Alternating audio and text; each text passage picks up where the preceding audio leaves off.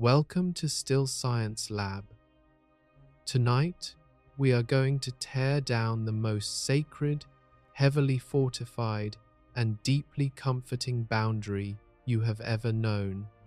We are going to explore a phenomenon so fundamentally unsettling that it threatens to violently unravel your entire perception of reality and completely redefine the nature of your own existence, the quantum tunneling of thought. We are going to ask the chilling, inescapable question: can human intentions physically break the laws of space? For your entire life, you have been conditioned to believe that your mind is a heavily armored, impenetrable vault. You take immense psychological refuge in the absolute certainty that your internal monologue, your darkest secrets, your silent judgments, and your hidden desires are securely locked away behind the thick, biological bone of your skull. You believe that you are a solitary observer, perfectly isolated from the outside world, observing the universe from the safe, private sanctuary of your own brain.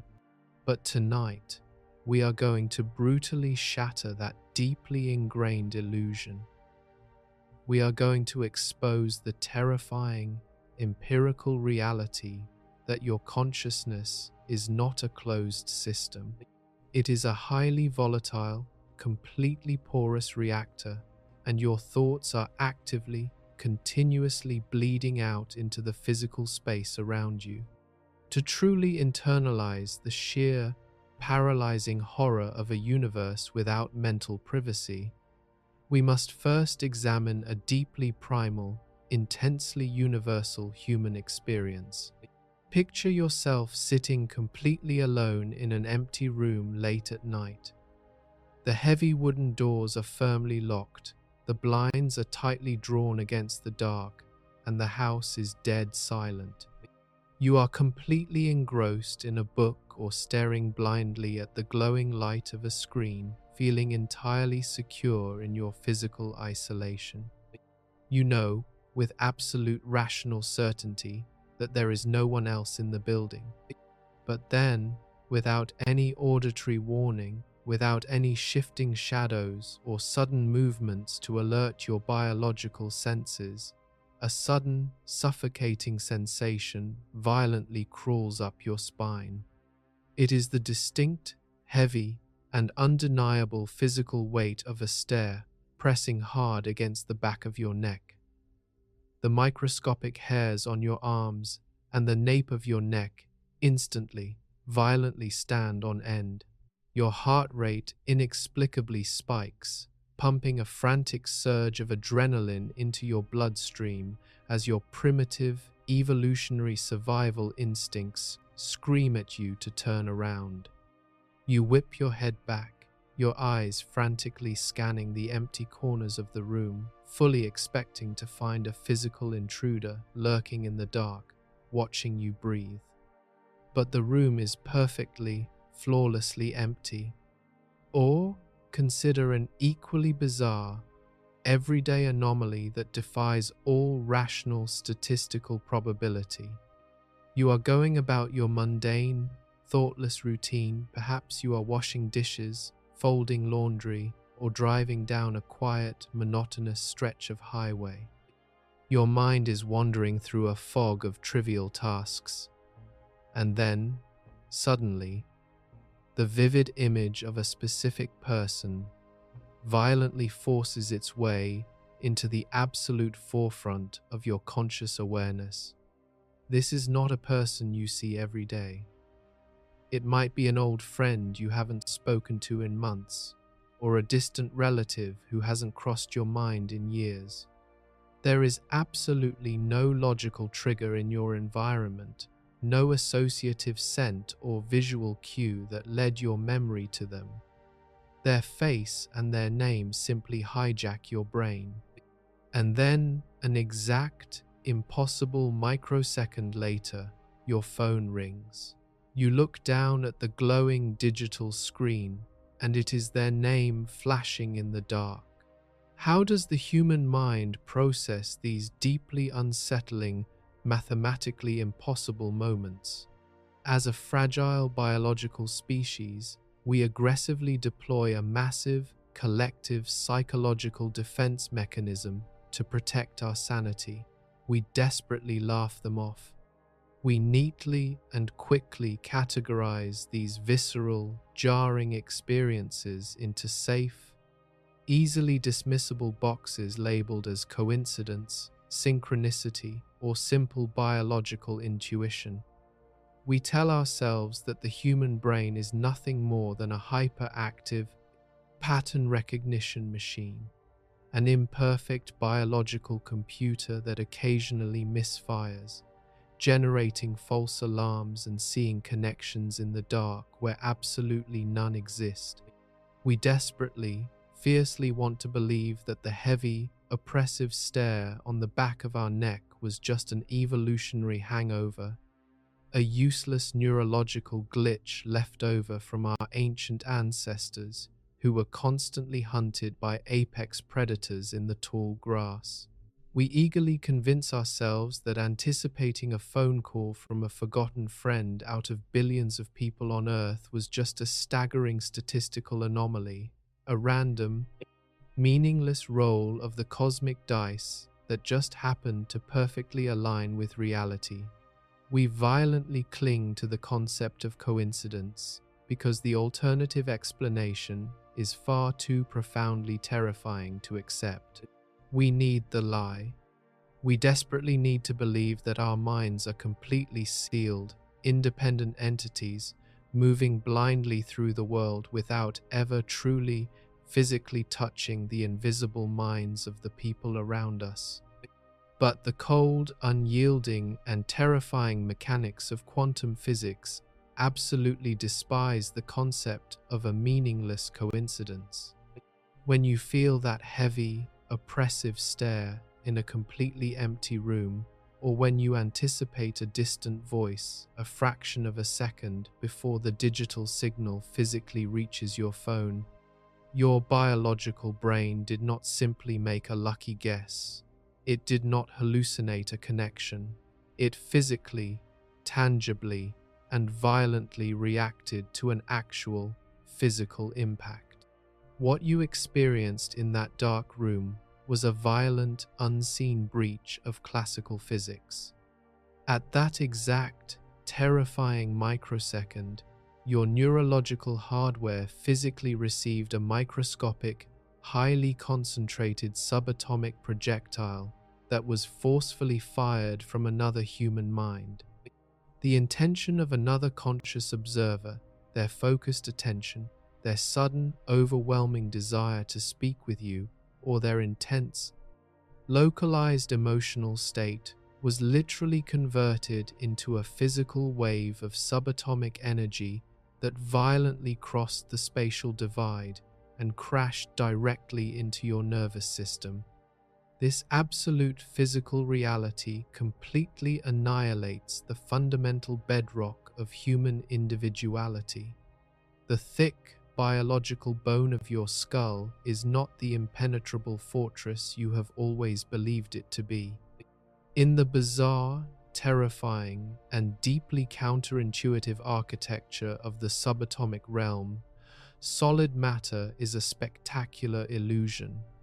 At the quantum level, the boundaries between the inside of your head and the outside atmosphere, between your private, silent thoughts and the public, physical space, completely and utterly dissolve.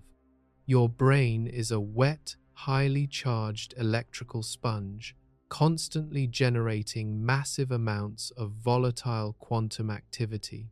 Every single time you form a thought, experience a sudden surge of emotion, or intensely focus your intention on another human being, billions of electrons violently jump across the microscopic synapses in your neural network. But those highly charged electrons do not stay neatly and politely confined within the biological vault of your head. Through the terrifying, scientifically documented subatomic process, These particles inexplicably bypass the solid physical barriers of your body.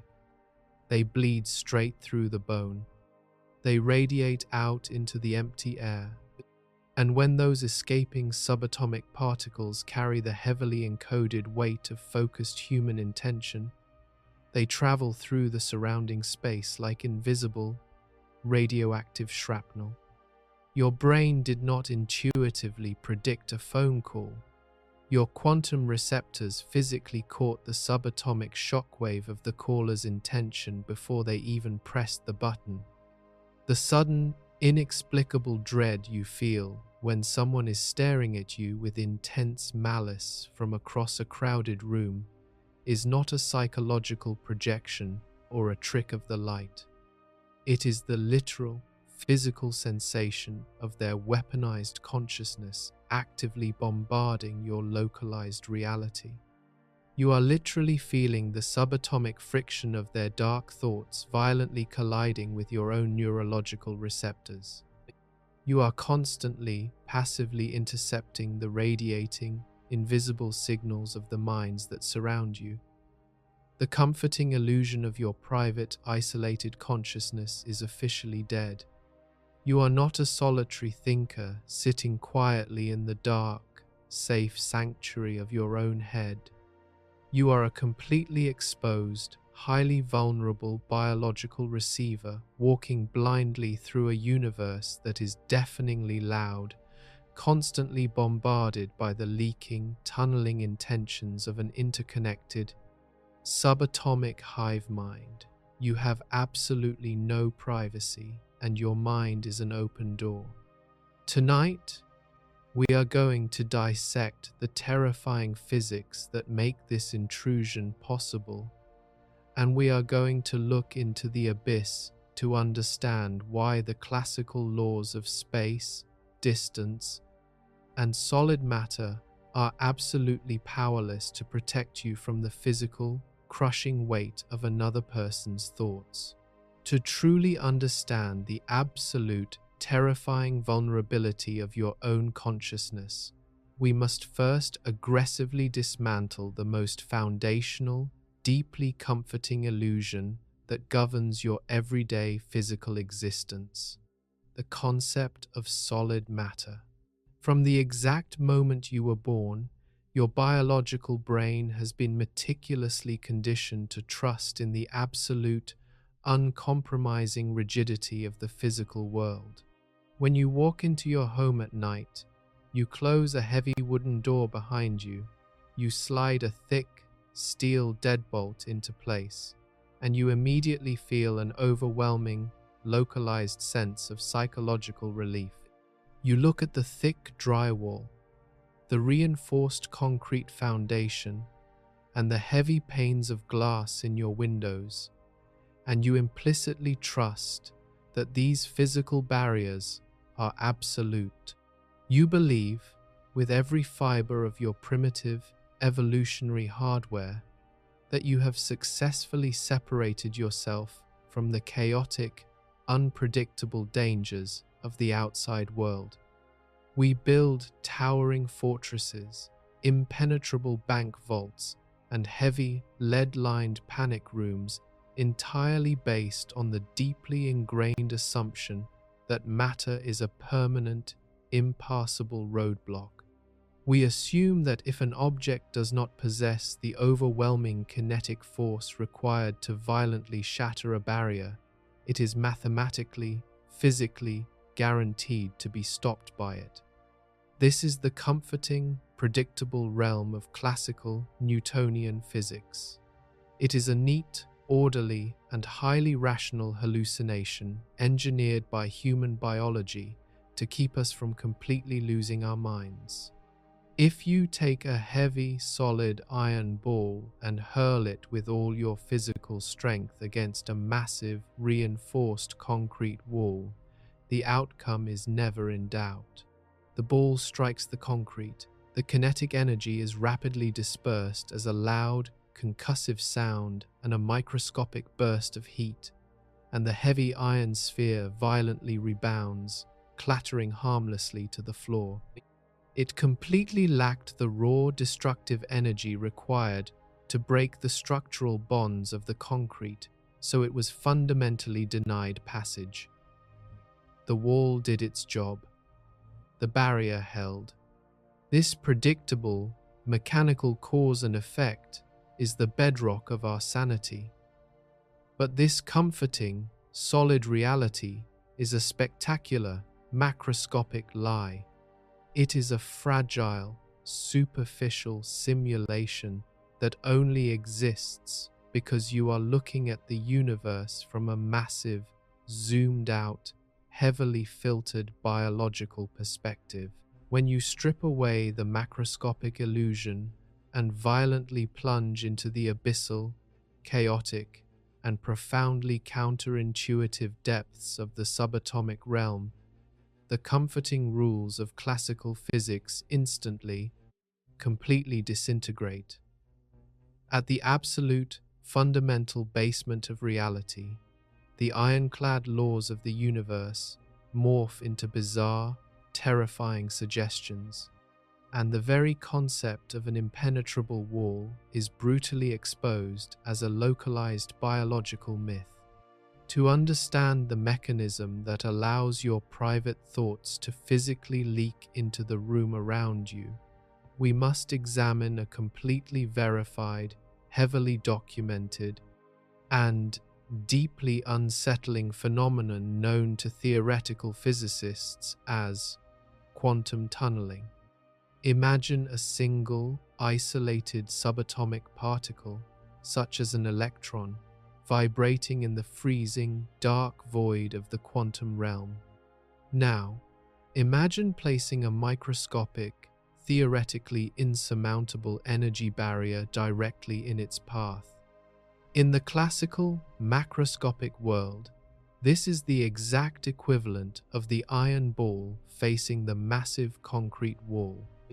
The electron has a specific, measurable amount of kinetic energy, and the barrier requires a significantly higher amount of energy to cross. According to every single intuitive, rational assumption our brains have ever formulated, the electron is permanently trapped. It should bounce off the invisible electromagnetic wall. It should be completely, permanently confined to its localized side of the barrier, entirely incapable of moving forward. But a subatomic particle is not a solid, reliable iron sphere. In the terrifying, fluid architecture of quantum mechanics, an electron does not exist as a single, hard point of matter. It exists as a smeared, fluctuating wave of mathematical probability. It is a ghostly, vibrating cloud of potential, representing all the different microscopic locations where the particle might physically be found if an observer forces it to collapse into reality. And when this ghostly wave of probability crashes against the insurmountable energy barrier, it does not cleanly bounce off. It violently bleeds into the obstacle. The wave function of the particle physically extends into the very core of the solid wall, aggressively probing the internal structure of the barrier. The mathematical probability of finding the electron naturally drops the deeper the wave penetrates the wall, but crucially, terrifyingly, the probability never reaches absolute zero. Because the wave function stretches all the way through the obstacle, a horrific, reality-breaking glitch occurs. The subatomic particle, completely lacking the physical energy required to break the wall, lacking the momentum to climb over it, and lacking the capacity to go around it, simply cheats. It inexplicably, instantaneously vanishes from one side of the impenetrable barrier, completely bypasses the internal physical space of the wall itself, and flawlessly materializes on the exact opposite side. It did not break the door down. It simply ceased to exist on the outside and willed itself into existence on the inside. It phased through solid matter like a localized phantom, blatantly and aggressively violating the classical conservation of energy. It tunneled through the absolute fabric of reality, turning an impassable, solid roadblock into nothing more than a minor, porous inconvenience. This is not a theoretical fringe concept, nor is it a mathematical anomaly confined to a chalkboard. Quantum tunneling is the active, continuous, and absolute physical reality of our universe. It is the exact, terrifying mechanism that allows the sun to violently fuse hydrogen and bathe our planet in light. It is the fundamental process that makes the silicon microprocessors in your computer actually function. The universe relies on matter actively, constantly bleeding through solid walls. But while the physicists utilize this phenomenon to build advanced electronics, they casually ignore the profound existential dread that tunneling inflicts upon the human condition. If the absolute, fundamental building blocks of our physical reality can effortlessly ignore solid barriers, then the very definition of solid is a complete fabrication. We are forced to confront the chilling, paralyzing realization that the thick walls of your bedroom, the heavy steel of a bank vault, the dense lead lining of a nuclear reactor, and most terrifyingly, the heavy biological calcium of your own human skull are overwhelmingly composed of empty space. At the quantum level, the dense, protective matter you trust to keep you safe is nothing more than a loosely woven, incredibly porous net. It is a fragile, transparent sieve that offers absolutely zero resistance to the subatomic world. You must deeply internalize this horrifying physical truth. When you sit alone in a locked room, you are not actually isolated. The physical barriers that surround you are completely invisible to the microscopic, radioactive machinery of the cosmos. The walls of your house are actively bleeding subatomic information, constantly exchanging tunneled particles with the chaotic environment outside. And if the physical walls of your architecture are porous, then the biological walls of your own body are equally compromised. The heavy bone that encases your brain was meticulously designed by millions of years of evolution to protect your delicate, wet neurological hardware from blunt force trauma, from the teeth of predators, and from the harsh elements of the macro world. It is a physical helmet designed for a classical Newtonian reality, but it is fundamentally entirely useless against the bizarre, phasing radiation of the quantum realm. Your mind is currently operating inside a deeply compromised, physically transparent, biological container.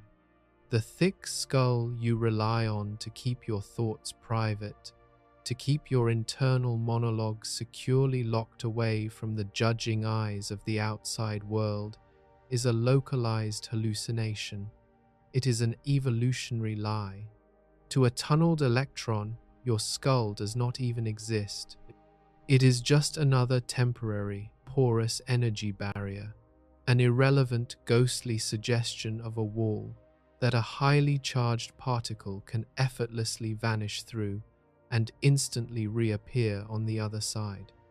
You are completely, terrifyingly exposed, completely stripped of your biological armor, sitting inside a universe where solid matter is a myth and where impenetrable walls simply do not exist to keep the creeping, invisible radiation of the outside world from violently phasing straight into the deepest, darkest corners of your localized consciousness.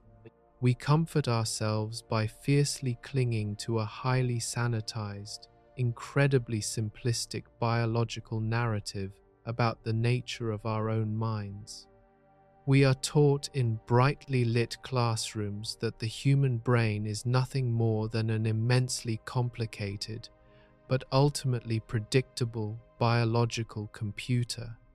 We visualize it as a neat, orderly network of organic wires, pumping specific chemicals and firing simple, localized electrical impulses to process information.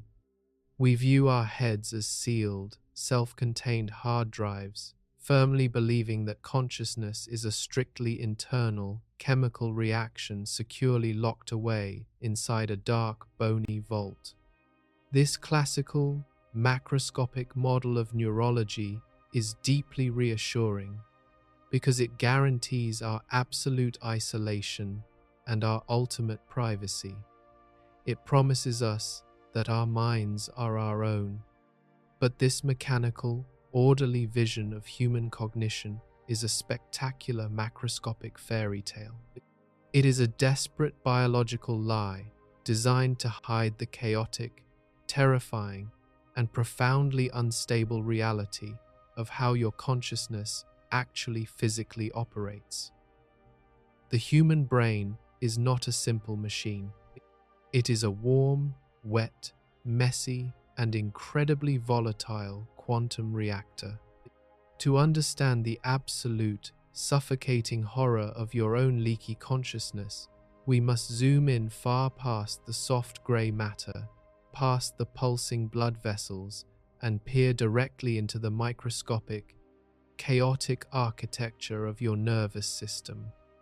Your brain contains nearly 100 billion neurons, a sprawling, incredibly dense and tangled forest of biological wiring. But the terrifying truth of this network is that these billions of neurons do not actually touch one another. They are separated by infinitesimally small, pitch-black chasms known as synapses. For a single thought to occur, for a memory to be recalled, for a physical sensation to be registered, or for an emotion to be deeply felt, a signal must somehow cross this microscopic void. Traditional biology tells us that chemical messengers, known as neurotransmitters, elegantly float across this gap, triggering a neat electrical response on the other side.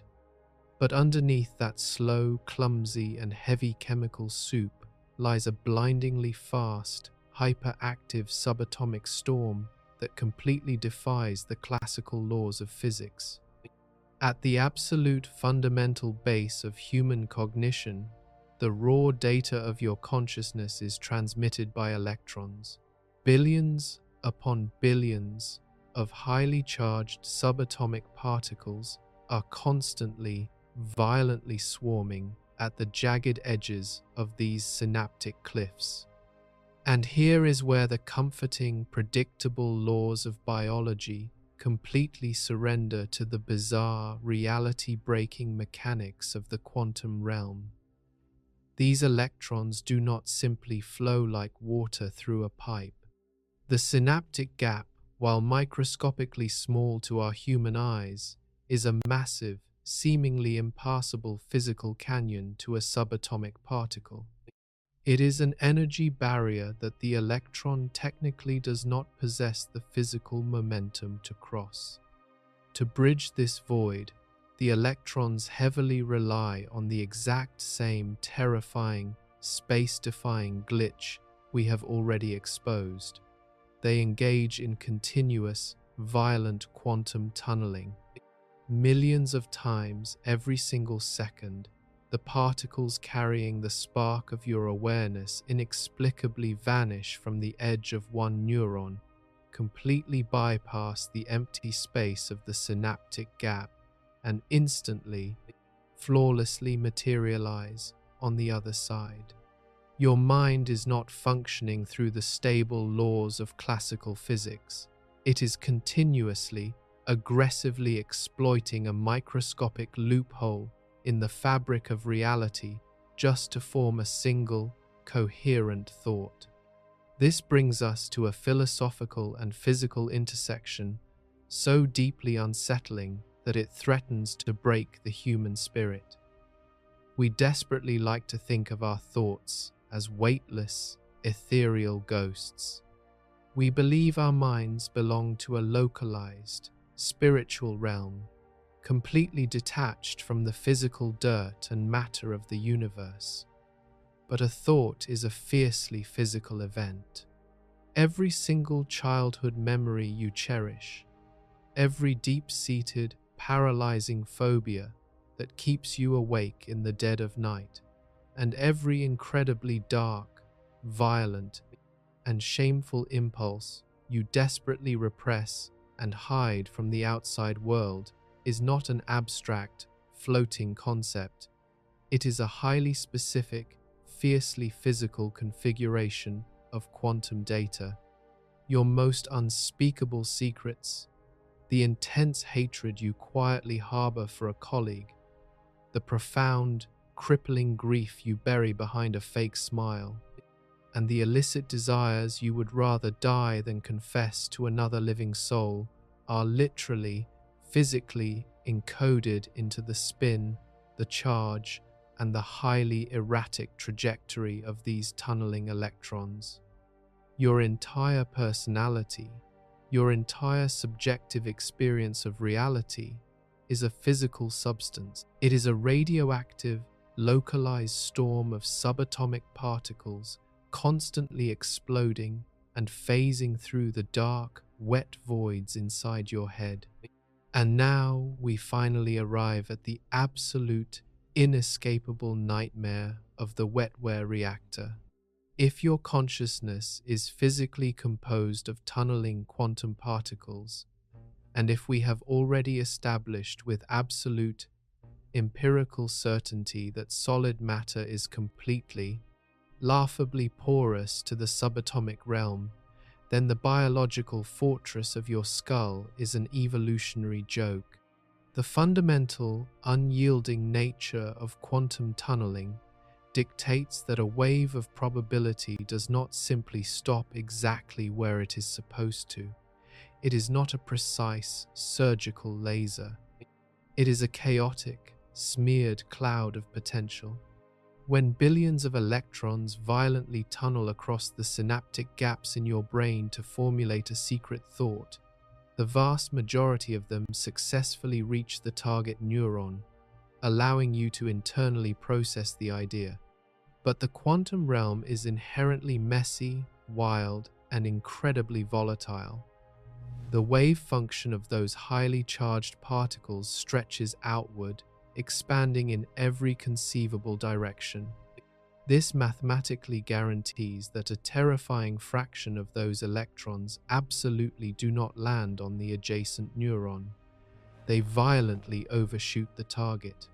They tunnel completely out of the localized neurological pathway.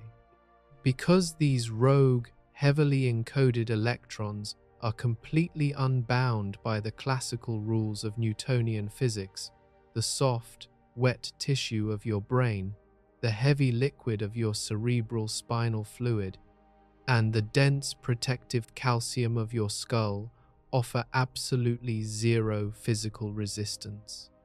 The electrons carrying the raw, physical data of your darkest, most private thoughts simply phase right through your head.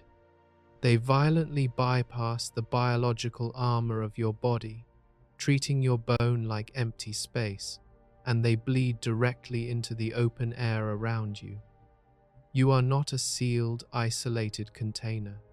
You are a highly radioactive, biological antenna, constantly, relentlessly, and involuntarily broadcasting the deepest, most intimate layers of your subjective consciousness out into the physical environment. When you sit in a crowded, silent room, desperately trying to maintain a calm, polite, and socially acceptable exterior while secretly harboring intense jealousy, profound sadness, or boiling, unadulterated rage, Your internal monologue is absolutely not contained. You are actively, physically contaminating the space around you. The invisible, subatomic shrapnel of your repressed emotions is violently shooting out of your skull, radiating outward in a continuous, invisible wave of quantum energy. The physical space you occupy is heavily, densely saturated with the radioactive residue of your own mind. Your secret desires, your unspoken criticisms, and your silent judgments are physically brushing against the skin of the people sitting right next to you, crashing against their own biological receptors in a silent, deafening, subatomic storm. The deeply comforting illusion of the private mind is the greatest, most pervasive biological lie ever told. You are a leaky, volatile quantum reactor, hopelessly trapped in a completely transparent cage, endlessly screaming your most shameful, hidden truths into a universe that is physically absorbing every single unsaid word. We have established that the human brain is a wildly unstable quantum reactor, continuously leaking the radioactive shrapnel of your private thoughts into the surrounding void. But up until this exact moment, we have only discussed this terrifying phenomenon as a passive, chaotic bleed. We have treated your leaking consciousness like ambient background radiation, a disorganized, omnidirectional static of tunneling electrons spilling harmlessly and aimlessly out of your skull, dispersing into the ether without any real direction or purpose. But the architecture of the human mind is absolutely not simply a passive, leaking container. It is an apex predator. It possesses the terrifying, highly evolved capacity to take that chaotic quantum static, violently condense it, and forcefully direct it with absolute laser point precision. We must now violently escalate our understanding of the Wetware reactor and confront the most dangerous, aggressive, and deeply invasive manifestation of the leaky mind. We must strip away the comforting illusions of modern civilized behavior and examine the horrifying empirical physics of the weaponized intention. To fully comprehend how a silent, invisible thought can instantly transform into a fierce, physical weapon, we have to revisit the absolute, foundational pillar of quantum mechanics, the observer effect. In the sterile, completely isolated, and highly controlled environment of a theoretical physics laboratory, scientists have repeatedly, undeniably proven that the mere act of looking at a subatomic particle fundamentally alters its physical state. Before it is actively observed, a particle exists in a hazy, undetermined wave of multiple, overlapping probabilities. It is nowhere and everywhere at the exact same time.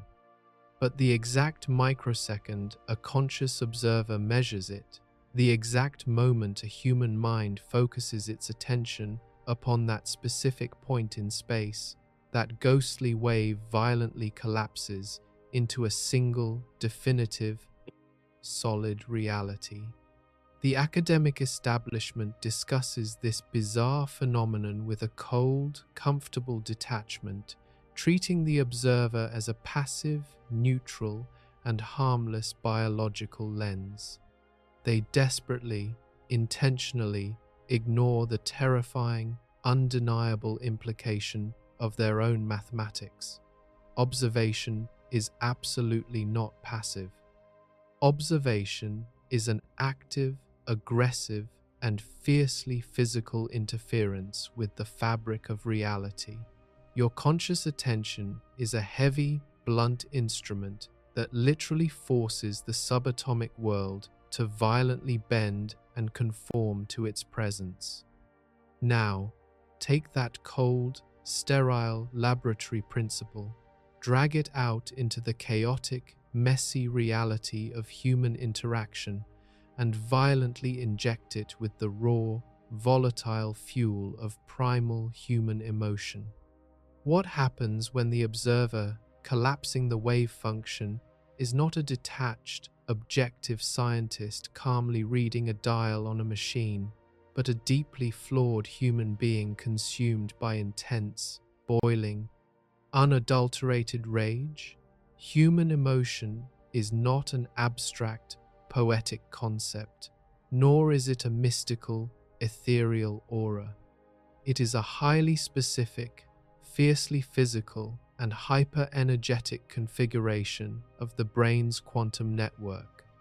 When you experience profound hatred, deep, rotting envy, or sheer, predatory malice toward another living creature, you are not simply experiencing a localized psychological state. You are radically, aggressively altering the firing frequency and the subatomic density of the billions of tunneling electrons within your own synapses. You are actively taking the ambient, passive radiation of your mind and violently compressing it into a tight, highly charged, and profoundly unstable quantum configuration. You are loading the weapon. For thousands of years, across almost every single geographically isolated culture on the face of the earth, humanity has harbored a deep, universal, and deeply terrifying superstition: the concept of the evil eye. Ancient civilizations, completely devoid of the mathematics of theoretical physics or the microscopic mapping of modern neurobiology, implicitly and instinctively understood that a malicious stare from a bitter enemy could cause severe physical illness, catastrophic bad luck, or even sudden, inexplicable death. Modern, arrogant society dismisses the evil eye as primitive paranoia, a foolish, superstitious relic of a scientifically illiterate past. We laugh at the glass amulets, the painted symbols, and the frantic rituals designed to ward off the malicious gaze of a jealous neighbor. But primitive humanity was not hallucinating, and they were not stupid. They were simply lacking the sophisticated vocabulary of quantum mechanics. They were absolutely accurately describing a terrifying, empirical, and fiercely physical phenomenon. The evil eye is not dark magic, and it is not a psychological placebo.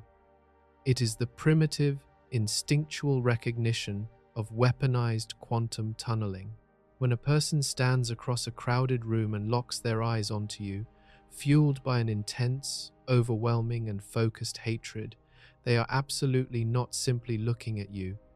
They are actively, aggressively collapsing the quantum wave function of the physical space that separates you. Their focused intention acts as a hyperdense biological lens, taking the chaotic, tunneling electrons of their raging consciousness and meticulously aligning them into a highly concentrated, directional beam of subatomic radiation. They are literally firing a microscopic, invisible projectile of heavily encoded quantum data directly at your localized reality. The hatred they feel is not an abstract concept floating harmlessly in the ether. It is a dense, physical stream of highly charged particles violently phasing through the empty space of the room, completely ignoring the classical laws of distance, air resistance, and physical barriers.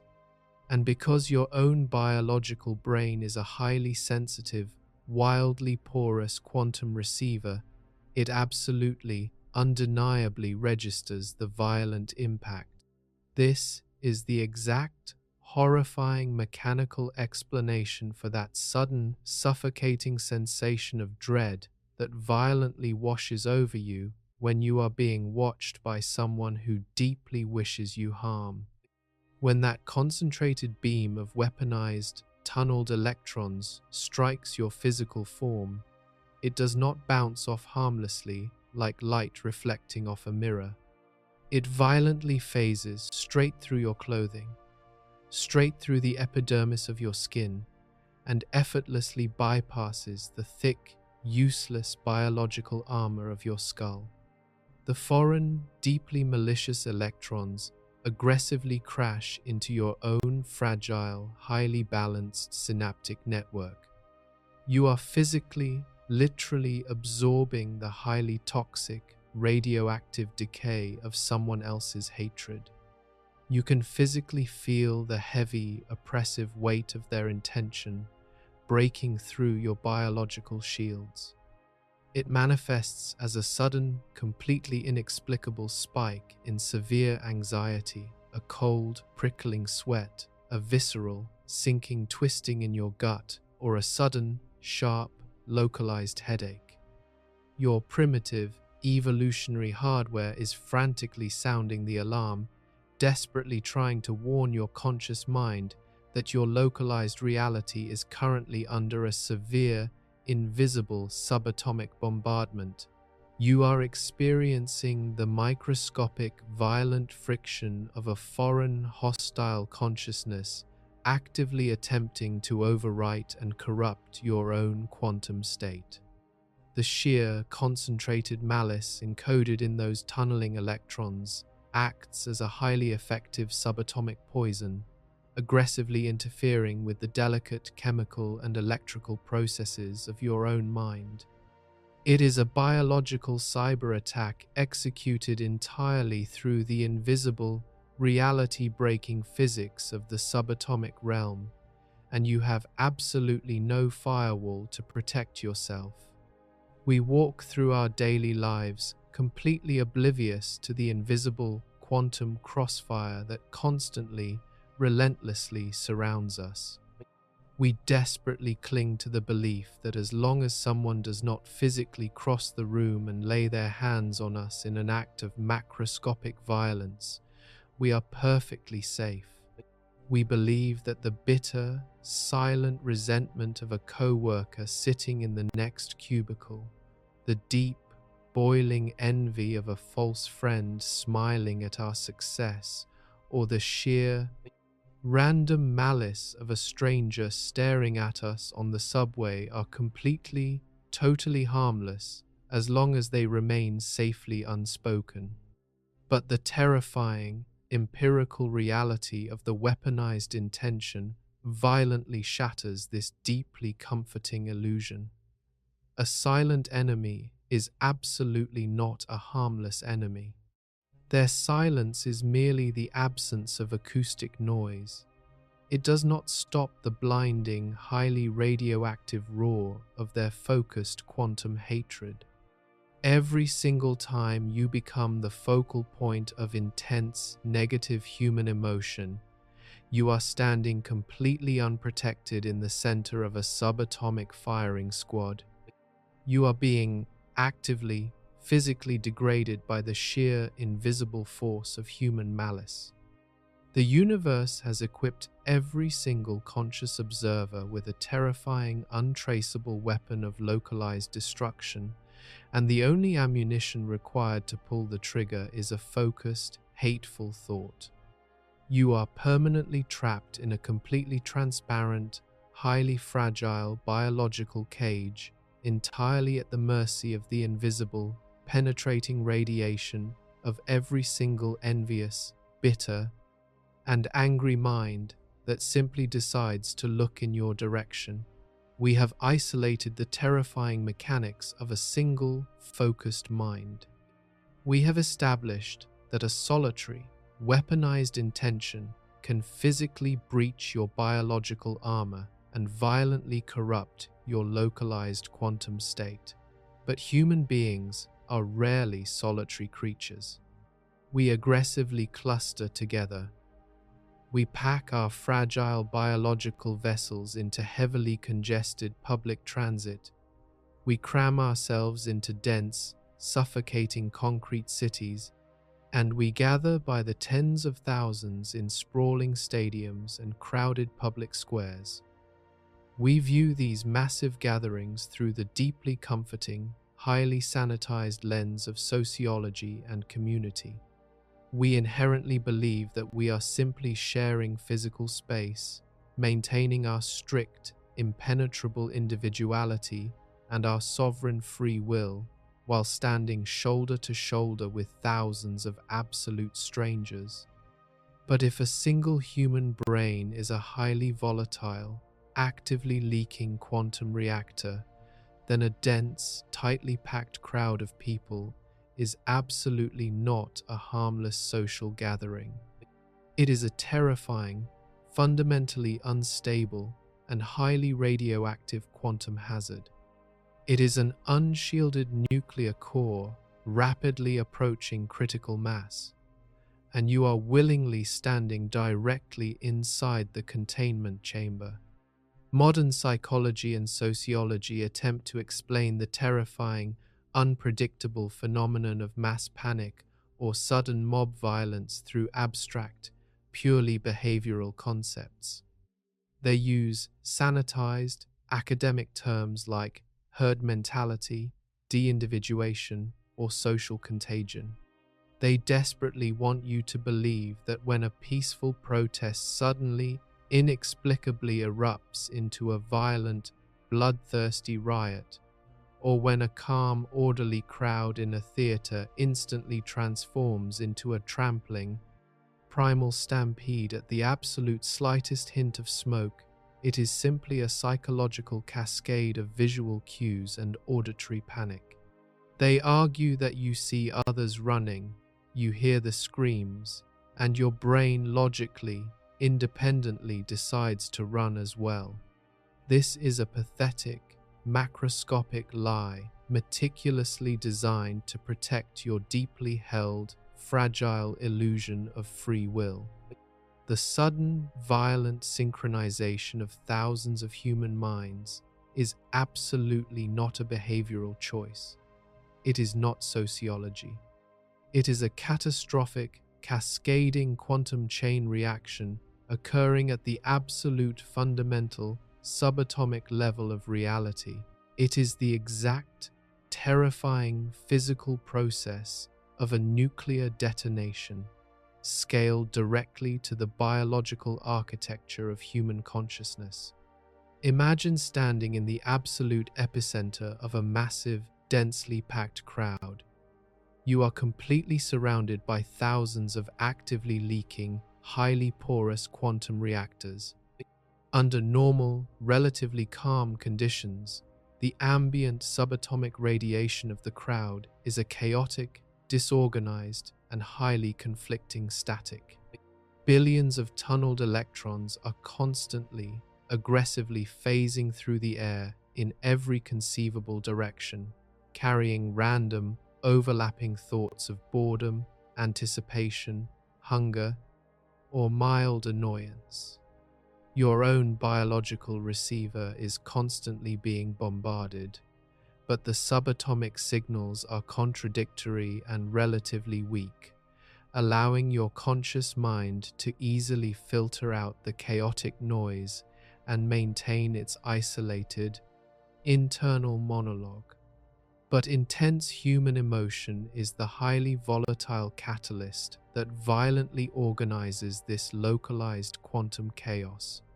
Imagine a single, isolated spark of intense, primal terror or boiling rage ignites somewhere deep within the center of the crowd.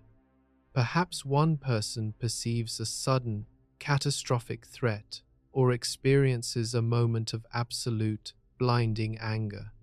Their biological brain instantly floods with adrenaline, and their highly charged synapses aggressively fire. Their Wetware reactor violently surges, pumping a massive, heavily concentrated burst of pure, weaponized emotion directly into the surrounding physical space.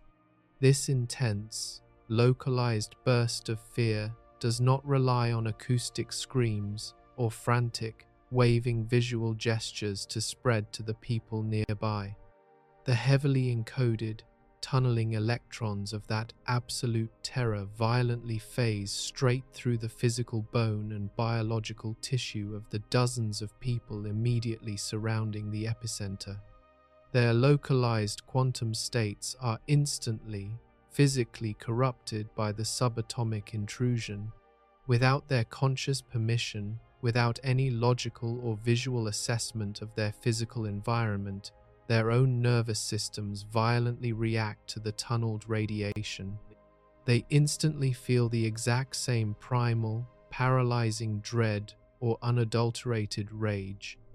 And because their fragile biological brains are now completely hijacked by this physical emotion, their own wetware reactors violently surge, instantly amplifying the exact same signal and aggressively radiating it outward to the next concentric ring of people.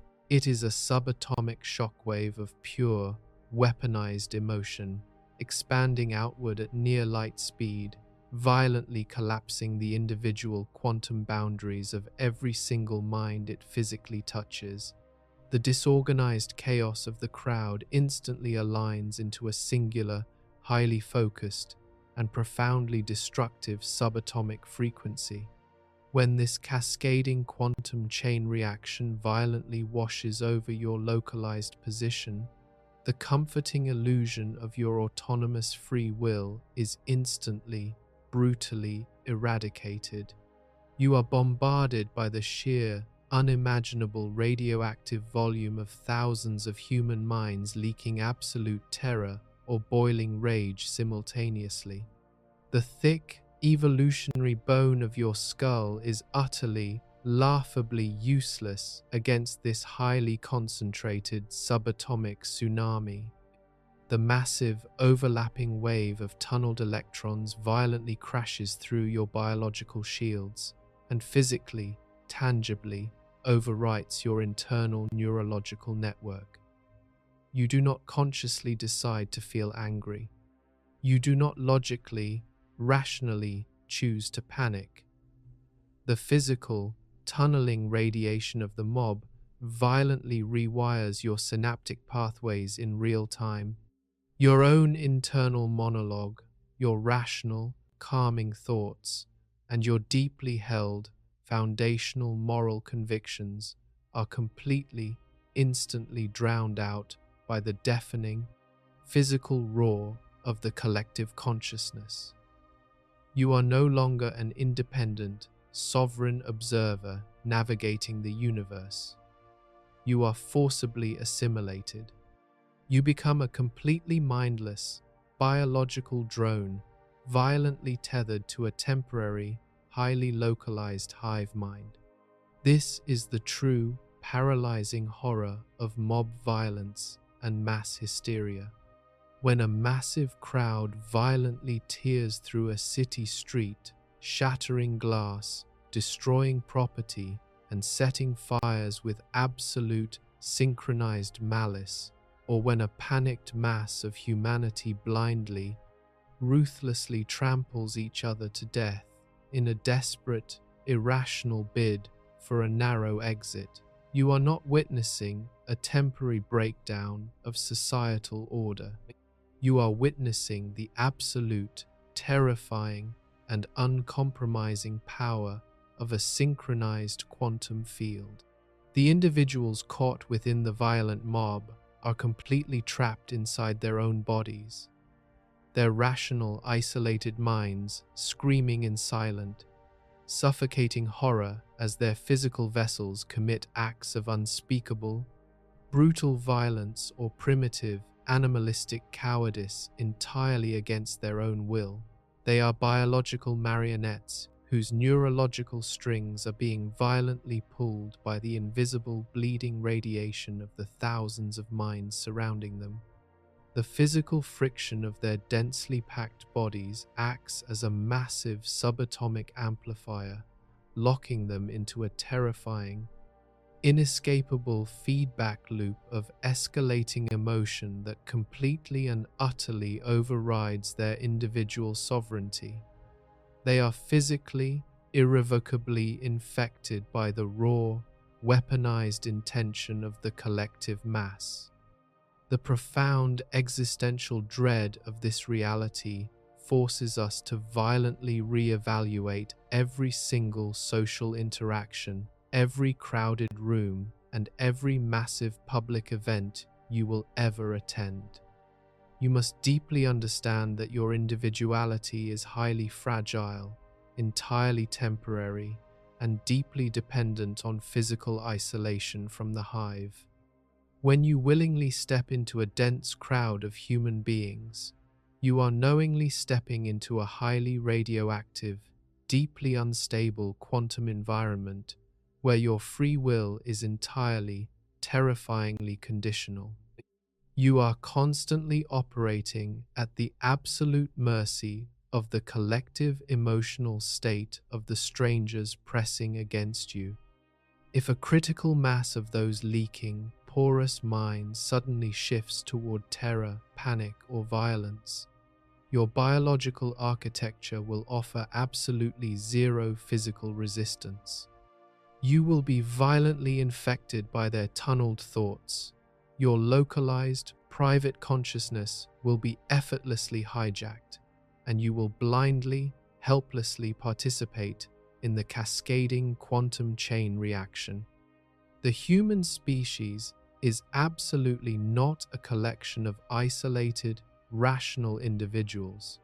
We are a highly dangerous, fundamentally unstable subatomic network just waiting for the exact right environmental spark to violently override our individual sanity, strip away our humanity, and plunge us instantly into the absolute, suffocating nightmare of the hive mind. We have examined the active, violent intrusion of a living mind, the targeted assault of weaponized intention, and the catastrophic, cascading meltdown of the human hive mind.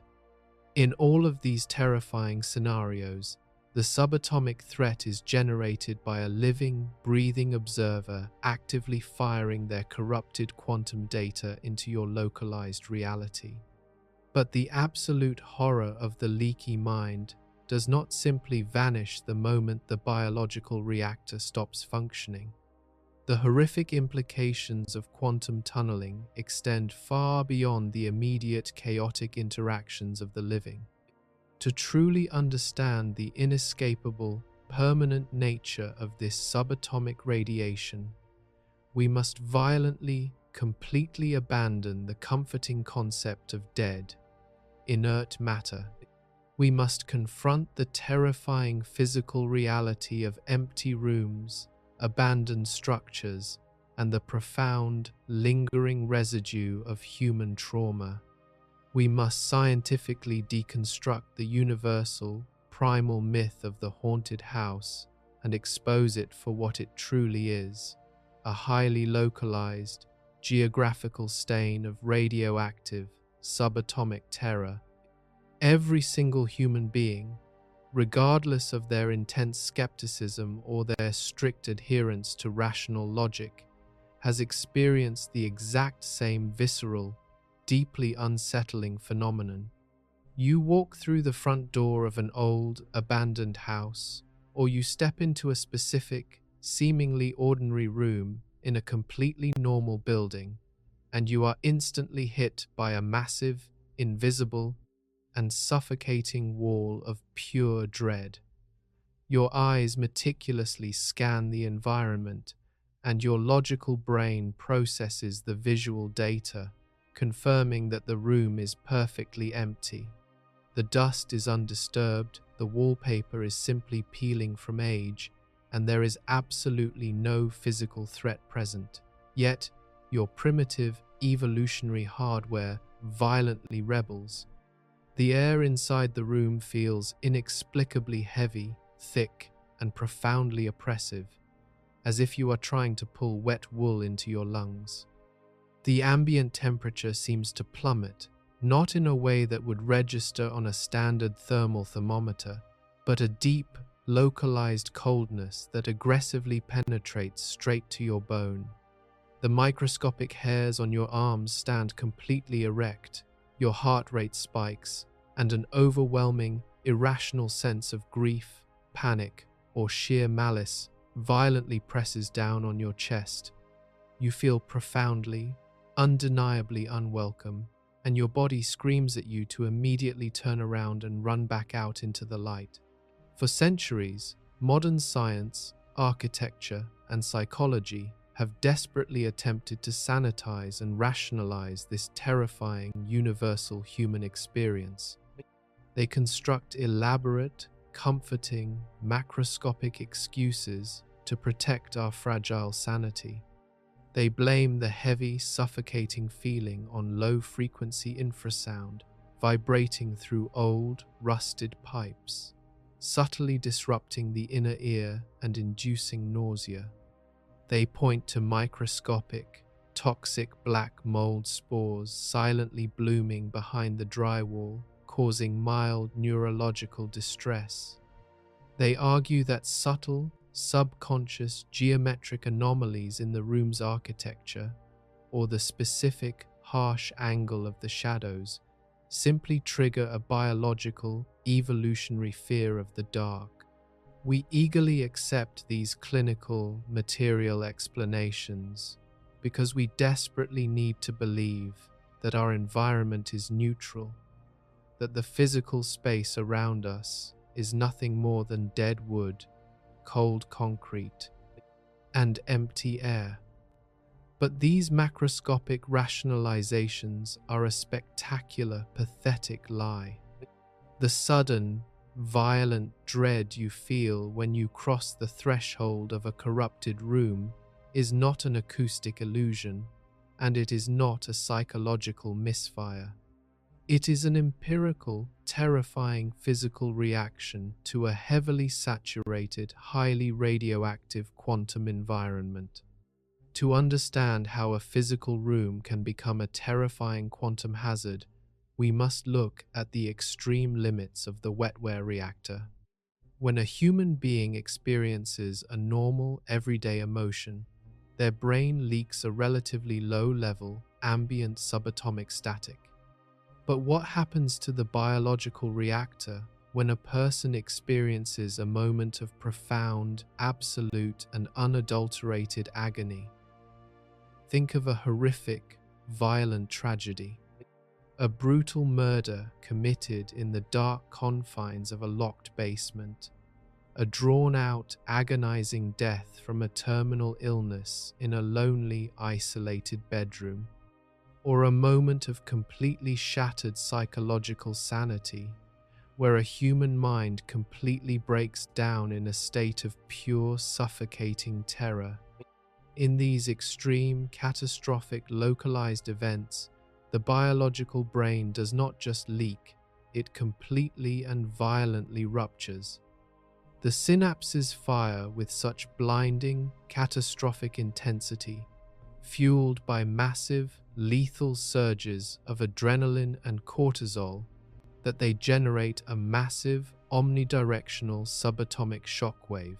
Trillions upon trillions of highly charged, heavily encoded electrons, carrying the exact, raw, physical data of that absolute terror, are violently expelled from the dying or screaming observer.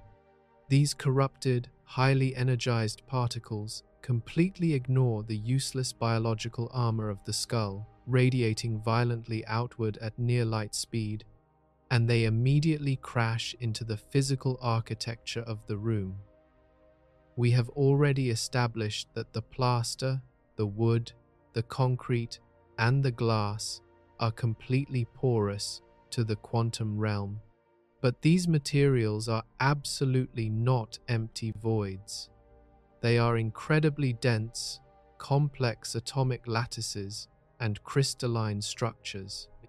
And here is where the physics of the leaky mind create a permanent, geographical nightmare. The subatomic shrapnel of intense human trauma does not simply pass cleanly through the walls and dissipate harmlessly into the infinite cold vacuum of the cosmos. A terrifying, significant percentage of those deeply corrupted, highly radioactive electrons become physically, irrevocably trapped. They violently collide with the atomic structure of the architecture and become deeply quantumly entangled with the very drywall, the floorboards, and the brick. The physical matter of the room acts as a massive, blind, and highly efficient subatomic sponge, eagerly and permanently soaking up the violently expelled quantum data of the victim's final, agonizing moments. The room literally records the event. It mathematically, physically encodes the absolute terror of the tragedy directly into its own structural foundation. This is the cold, empirical, and absolutely terrifying reality behind the concept of a haunting. There are no ethereal ghosts. There are no supernatural spirits, demonic entities, or lingering souls lurking in the shadows, waiting to move furniture or whisper your name in the dark. The truth is vastly more disturbing because it is strictly, unyieldingly physical. The heavy, suffocating atmosphere you feel when you step into a site of historical tragedy is the lingering, radioactive fallout of a localized quantum meltdown. The physical architecture is literally saturated with the tunneled electrons of absolute terror, trapped in the crystalline lattice of the walls like insects frozen in amber, silently vibrating with the heavy, dark data of someone else's horrific end. When you, a living, breathing, and highly porous biological receiver, unknowingly walk into this corrupted space months, years, or even decades after the horrific event occurred, you are stepping blindly into a subatomic minefield. The walls of the room are quietly, continuously radiating the trapped, decaying quantum data of the original trauma back out into the air. And because your own fragile neurological hardware operates on the exact same fundamental quantum frequencies, your biological brain acts as a highly sensitive, involuntary subatomic antenna. You do not just vaguely sense the dark history of the room, you physically, tangibly absorb it. As you stand in the center of the seemingly empty space, the trapped, screaming electrons of the victim's nightmare violently phase out of the plaster, tunnel effortlessly through the empty space of the room, completely bypass your biological shields, and aggressively crash directly into your own synaptic network. Your brain instantly begins to physically decode their agony. The sudden, inexplicable drop in temperature, the heavy, suffocating weight pressing down on your chest, and the blinding, irrational spike of panic that makes your hands shake violently are absolutely not your own emotions. You are actively, passively intercepting the horrific, frozen echo of a stranger's worst nightmare. You are quite literally breathing in the radioactive decay of their localized apocalypse.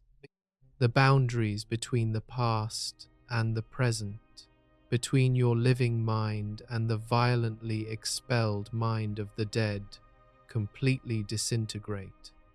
Your nervous system is forcefully hijacked by the trapped, echoing radiation of a tragedy that has already physically ended in the classical timeline, but mathematically and subatomically refuses to fade away. The terrifying realization of this physical process completely destroys the comforting concept of a safe, neutral human environment. We are forced to view our entire physical civilization, our ancient cities, our sterile hospitals, and our old, creaking houses not as inert, dead matter, but as massive, sprawling, highly charged hard drives, meticulously recording the collective subatomic trauma of the human species. Every single room where a heart has been completely broken, a mind has been violently shattered, or a life has been agonizingly taken is permanently, physically stained by the leaking, trapped radiation of that event. You are never truly alone in an old building. You are constantly surrounded by the invisible, deafening, and heavily encoded subatomic screams of the people who suffered there long before you arrived. Their terror hopelessly trapped in the crystalline structures of the physical walls, just waiting for a fresh, highly porous mind to walk through the door and physically feel their endless, trapped pain. We spend roughly 1/3 of our fragile biological lives desperately seeking refuge in a state of profound vulnerability, completely surrendering our conscious awareness to the dark, silent void of sleep. We have meticulously engineered the physical environment of our bedrooms to foster the ultimate illusion of absolute safety and isolation. We lock our heavy wooden doors. We draw the thick, light-blocking curtains against the chaotic energy of the outside world. We crawl beneath heavy, weighted blankets, and we close our eyes, trusting implicitly that the transition into unconsciousness is a peaceful withdrawal into a secure, private, and deeply personal sanctuary. We believe that when the conscious mind finally shuts down, the chaotic noise of the universe is effectively silenced, leaving us to safely wander through the harmless, localized hallucinations of our own dreams. But the terrifying empirical physics of the quantum brain violently shatter this comforting bedtime narrative. Sleep is absolutely not a fortress. It is not a secure, biological reboot. When you drift into the paralyzing depths of the rapid eye movement cycle, you are not closing a door to the outside world. You are violently tearing the roof off your mind. You are actively, willingly stripping away every single neurological defense mechanism you possess, leaving your highly sensitive, porous quantum receptors completely, terrifyingly wide open to the screaming, radioactive void of the night. To understand the catastrophic danger of the sleeping mind, we must examine the defensive architecture of your waking consciousness. When you are awake, your biological brain is aggressively processing a massive, overwhelming influx of physical sensory data.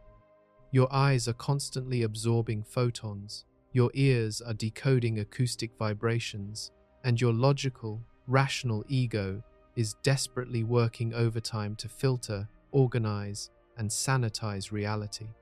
This intense, localized neurological activity acts as a crude but highly effective biological firewall. It generates a level of localized quantum noise that actively drowns out and repels the ambient, tunneling subatomic radiation leaking from the minds around you. Your waking ego acts as an aggressive bouncer, rejecting the stray, corrupted electrons of foreign thoughts before they can fully integrate into your synaptic network. But the exact, silent microsecond you finally slip into deep, unconscious sleep, that protective firewall completely and utterly collapses. The logical filters are violently deactivated. The sensory inputs are artificially severed. Your brain fundamentally transforms from an actively shielded processor into a massive, highly sensitive, and completely unshielded deep space antenna, blindly listening to the dark. And the dark is absolutely deafening. Modern psychology desperately attempts to comfort us with the highly sanitized theory that our dreams are simply the brain's internal filing system, a harmless, biological hard drive defragmentation, where our synapses randomly fire to process the mundane memories of the day and discard useless emotional static. They confidently tell us that even the most horrifying, heart-stopping nightmares are nothing more than our own subconscious mind abstractly dealing with localized stress or repressed anxiety. We desperately cling to this macroscopic explanation because the alternative is a psychological apocalypse. Think about the specific, agonizing nature of a truly terrifying nightmare. I am not talking about the mundane anxiety dream where you forget the answer to a test or show up late for work. I am talking about the profoundly bizarre, deeply alien night terrors that occasionally violently jolt you awake in a pool of cold, prickling sweat, your heart violently hammering against your ribs, your lungs desperately gasping for air. These are the nightmares that feel fundamentally, structurally wrong. They feature grotesque, impossible architectures you have never seen, faceless entities you have never met, and evoke a highly specific, agonizing flavor of primal dread that has absolutely zero correlation to your actual waking life or your own personal history. You wake up trembling in the dark, deeply unsettled by the vivid, visceral horror of a memory that absolutely does not belong to you. You try to wash it away in the morning light, telling yourself it was just a strange chemical misfire in your brain. But the unyielding, terrifying mathematics of quantum tunneling dictate a far darker reality. That alien nightmare was not authored by your subconscious. It was not a localized hallucination. It was a violent, physical interception. When you lie paralyzed in your bed, your unshielded mind is completely exposed to the dense, highly radioactive quantum environment of the sleeping world. You are not the only localized reactor shutting down its shields. Consider the sheer claustrophobic geographical density of a modern human city. Within a single square mile of your physical location, there are tens of thousands of other human beings simultaneously entering the exact same vulnerable state of unconsciousness. And inside those thousands of sleeping minds, true, unadulterated horrors are actively playing out. People are reliving the most agonizing, catastrophic traumas of their entire lives. Victims of brutal violence are trapped in endless, looping neurological simulations of their attacks. Soldiers are waking up screaming from the visceral, blood-soaked memories of war. Grieving parents are endlessly replaying the exact, horrific microsecond they lost their children. Every single time one of these thousands of sleeping minds experiences a moment of absolute, blinding terror in the dark, their biological wetware reactor violently surges. Trillions of heavily encoded, highly radioactive electrons carrying the raw physical data of that unimaginable agony are violently expelled from their skulls. These corrupted particles effortlessly bypass the physical walls of their apartments. They bleed through the concrete floors and ceiling, and they radiate outward in a massive, invisible subatomic storm that densely saturates the entire sleeping city. Because your own mind is currently functioning as an unshielded, highly receptive quantum antenna, you are completely defenseless against this incoming subatomic shrapnel. As you lie peacefully in your bed, the tunneled electrons of a complete stranger's absolute worst nightmare effortlessly phase through the external walls of your home.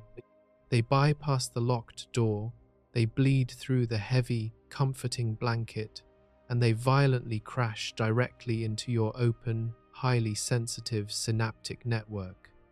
Your brain, functioning as a blind biological decoder, instantly and flawlessly translates the foreign quantum data. You are physically, tangibly infected by the stray radiation of their terror. The bizarre, alien landscape you find yourself wandering through in your dream is not a creation of your own imagination. You are literally, neurologically walking through the exact physical architecture of a stranger's trauma. The agonizing, suffocating dread that makes you scream in your sleep is the direct, subatomic transfer of their pain into your nervous system. And the absolute, paralyzing cruelty of this biological reality is that you are physically trapped within the experience. During the rapid eye movement cycle, your brain violently severs the motor neurons connecting to your spinal cord, inducing a state of temporary, complete physical paralysis to prevent you from acting out your dreams. This evolutionary safety mechanism transforms into a horrific, inescapable cage when you are actively intercepting a tunneled nightmare. You cannot simply run away. You cannot violently thrash yourself awake to break the quantum connection. You are a captive biological audience, helplessly strapped into your own paralyzed physical vessel, forced to endure every single agonizing microsecond of the stranger's intercepted terror until the subatomic storm finally passes, or your brain manages to painfully shock itself back into the waking world. You wake up gasping, staring at the familiar shadows of your own ceiling, utterly terrified and completely unaware that the nightmare you just barely survived was never actually yours to begin with. You are passively, involuntarily sharing the horrific, localized apocalypses of the people sleeping in the buildings all around you. You are breathing in the radioactive decay of the collective human nightmare. The realization of this terrifying physical process completely destroys the concept of sleep as a safe refuge. The bed is not a sanctuary. It is the most highly exposed, dangerous environment you will ever occupy. Every single night, when you close your eyes and surrender your consciousness, you are willingly wading into a massive, invisible ocean of heavily encoded human suffering. You are permanently tethered to the chaotic, bleeding minds of everyone in your immediate geographical vicinity.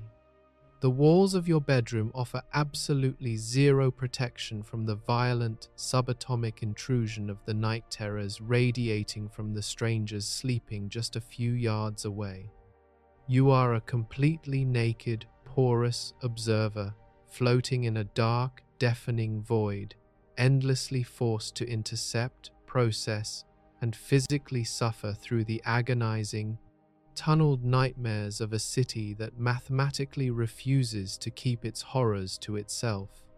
Sleep is not a peaceful escape from the chaotic reality of the waking world. It is a forced, violent, and deeply terrifying subatomic communion with the darkest, most agonizing corners of the human hive mind, and you have absolutely no way to turn off the receiver. We derive an immense, almost suffocating amount of psychological comfort from the concept of physical distance. When we look at a map of the world, we see sprawling, insurmountable oceans, massive, jagged mountain ranges, and thousands of miles of empty, silent continents.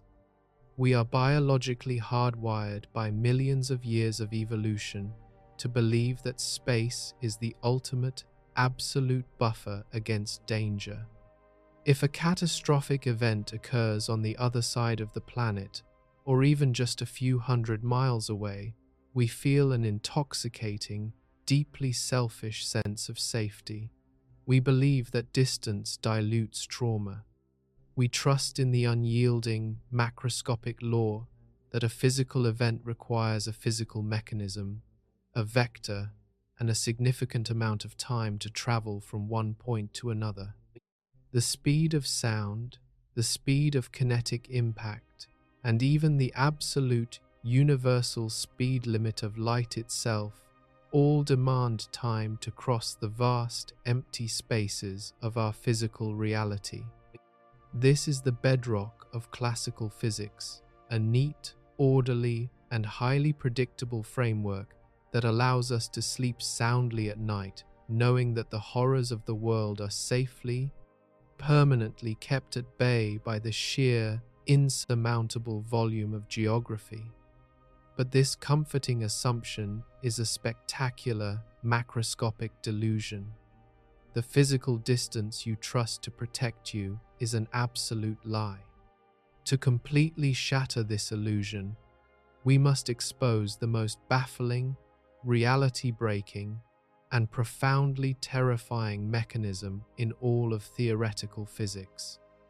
Long before we understood the Wetware reactor of the human brain, Albert Einstein stared into the mathematical abyss of quantum mechanics and recoiled in absolute, visceral horror at a phenomenon he famously dubbed spooky action at a distance.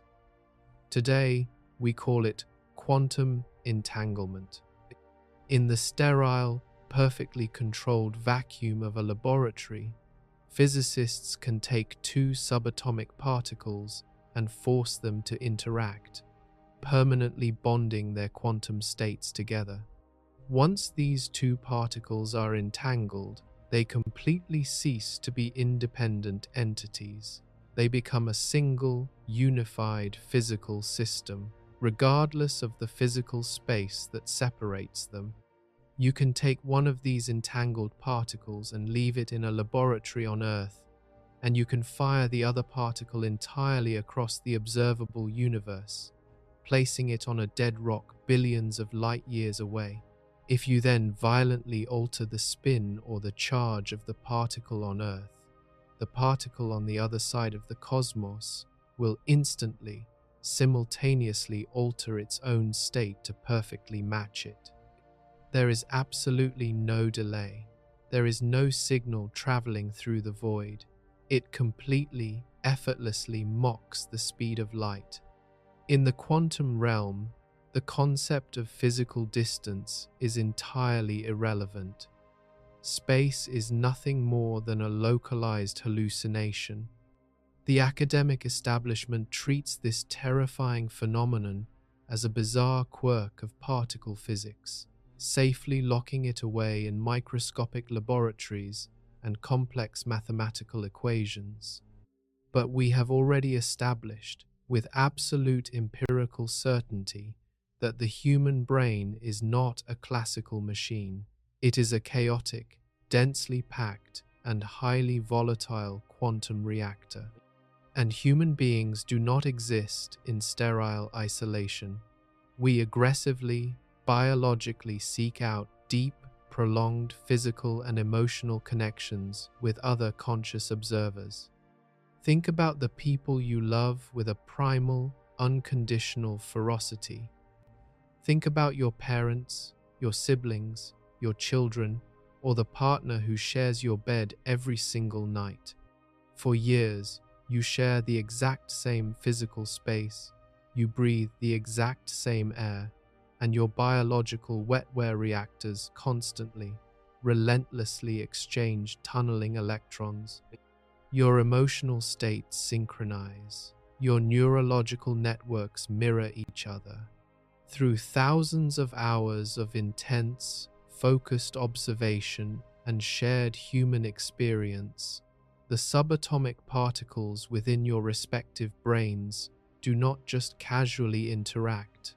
They become deeply, irrevocably quantumly entangled.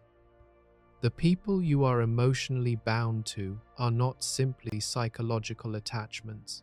They are literal, physical extensions of your own localized quantum state.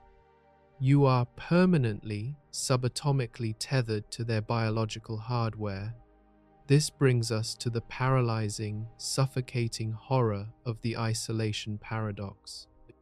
Imagine you are sitting in a quiet, brightly lit office, or peacefully drinking a cup of coffee in your kitchen on a completely mundane Tuesday morning. You feel perfectly safe, completely relaxed, and entirely isolated from the chaos of the outside world. The person you love most in the universe is currently traveling, physically located thousands of miles away, completely separated from you by massive oceans and sprawling continents. According to the classical laws of physics, you are completely disconnected. But then, without any auditory warning, without a phone call, without a single visual cue, a sudden, inexplicable, and absolutely massive wave of dread violently crashes into your chest. The air is instantly sucked from your lungs. Your heart begins to violently hammer against your ribs, pumping a frantic, blinding surge of adrenaline into your bloodstream. Your knees go weak, a cold, prickling sweat breaks out across your skin, and your conscious mind is completely overwhelmed by a suffocating, paralyzing sense of absolute, impending doom. You have absolutely no logical, rational explanation for this sudden, catastrophic biological breakdown. You try to tell yourself it is just a random, meaningless panic attack, a bizarre chemical misfire in your normally stable brain. You are completely, terrifyingly wrong. It is not a panic attack. It is a violent, instantaneous, physical strike. At that exact, horrific microsecond, thousands of miles away, the person you love has just suffered a catastrophic, life-altering trauma. Perhaps their vehicle was just violently crushed in a high-speed collision. Perhaps they were just given a devastating terminal medical diagnosis, or they suddenly found themselves looking down the barrel of a weapon in a moment of pure, unadulterated violence. In that absolute epicenter of localized tragedy, their fragile biological brain completely ruptures. Their Wetware reactor violently surges with a massive, catastrophic spike of absolute, blinding terror and agonizing pain. Trillions of highly charged, heavily encoded electrons within their synapses violently shift their quantum state in a desperate, frantic, biological alarm. And because your own neurological network is permanently, physically entangled with theirs, the subatomic particles inside your own skull instantly, simultaneously mirror that catastrophic shift. The agonizing physical pain and the sheer, suffocating terror they are experiencing do not have to travel through the air. They do not have to slowly cross the thousands of miles of ocean. They do not have to wait for the speed of light, and they absolutely do not care about the geographic isolation of your quiet kitchen. The quantum entanglement completely bypasses the macroscopic illusion of physical space.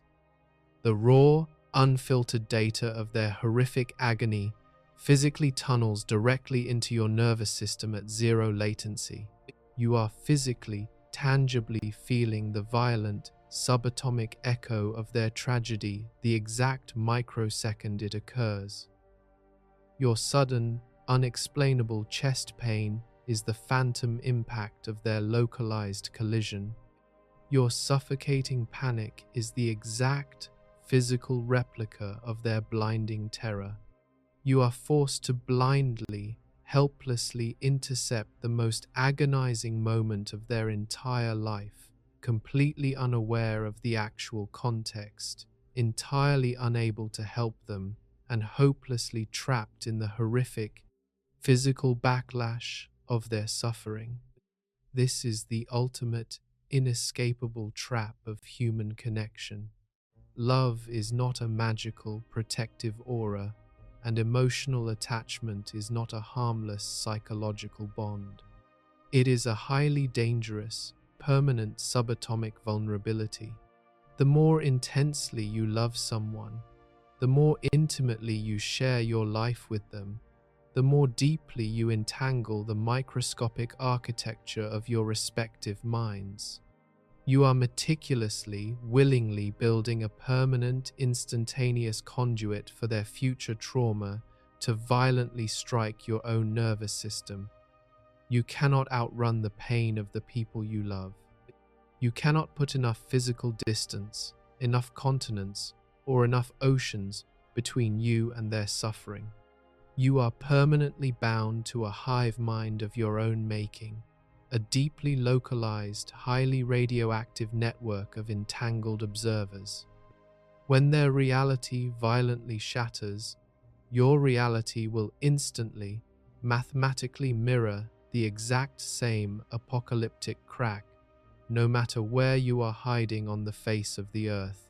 We have spent this entire journey systematically destroying the fragile, biological walls that separate your private consciousness from the immediate, localized world around you.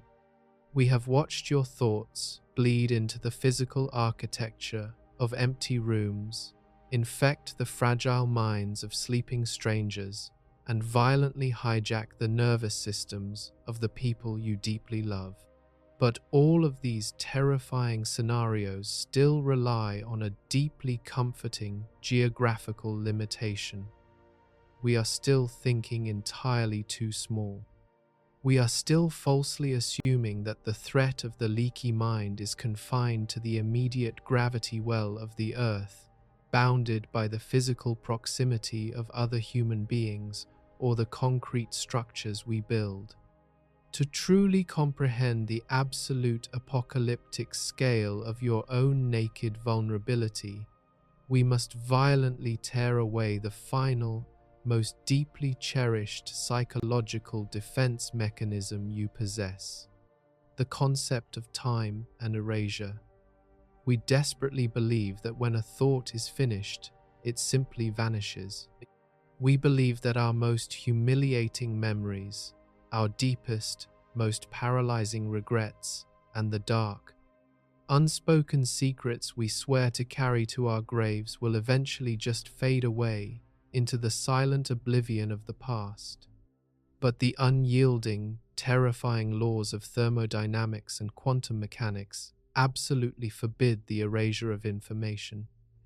Energy cannot be destroyed. It can only be transferred. And the universe is the ultimate, uncompromising recording device. When your Wetware reactor violently surges and fires a heavily encoded, tunneling electron out of your skull, we have established that a fraction of those particles will crash into the walls or the people immediately surrounding you. But what happens to the massive, sprawling majority of that subatomic radiation that misses those localized targets? What happens to the chaotic, bleeding quantum data that successfully phases through the roof of your house and points directly upward into the sprawling, empty night sky? It does not simply run out of momentum and harmlessly dissolve into the ether. It breaches the thick, swirling clouds of the lower atmosphere. It violently punches through the freezing, thin air of the stratosphere, completely escaping the localized magnetic pull of the Earth, and it enters the absolute, frictionless vacuum of deep, interstellar space. And once that highly charged, subatomic particle enters the vacuum, it becomes completely immortal. There is absolutely no atmospheric friction to slow it down. There is no biological tissue to absorb its impact.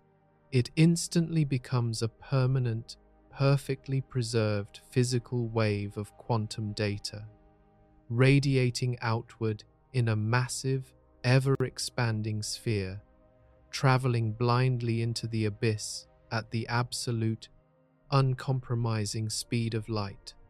This is the paralyzing, existential horror of the cosmic Panopticon.